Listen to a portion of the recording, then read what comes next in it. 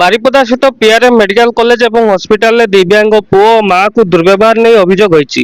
एने जिलापाल हॉस्पिटल अधीक्षक को अभियोग पत्र प्रदान करछन्ति। जोशीपुर अंचल सुरुडा ग्रामर झुमा बेहेरा तांको दिव्यांग पुओ को फिजियोथेरापी करबा पई पीआरएम हॉस्पिटल को आनिथिले।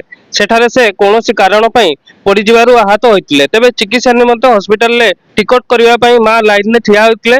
दिव्यांग पुओ छिड़ा हवा को असमर्थ थिबारु से लाइन में छिड़ा न होई पुओ पई टिकट नेउथिले, जाहाकु नै टिकट करथुवा कर्मचारी माने तांको दुर्व्यवहार करबा सहित अनेक गाली गुलज करथिबार से अभियोग करछन्ति।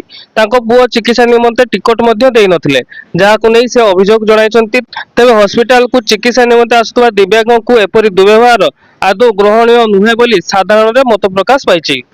सर मो पुओ को नेकिना आसली एठुकू कैंप थेरापी कैंप थिला, पुओर कैंप पड़ीथिला, सेति पई थेरापी चलथिला तो आसितली।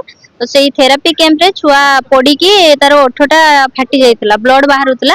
तो सेति पई मु ताकू नेकिना मेडिकल जाइतिली। मेडिकल रे से जणे मैम अछंती टिकट काउंटर रे, से डायरेक्टली मना कले, टिकट देबेनी कहले, मना कले। पुणी मिसबिहेव भी बहुत कले, बहुत किछि वर्ड कहिचंती, खराब वर्ड भी कहले। मु देई पारबिनी, डायरेक्टली मना कले, मु देबिनी ना, मु देबिनी टिकट देबेनी कहले। थेरापी सेटा से चारतला टिकट काउंटर रे। आज्ञा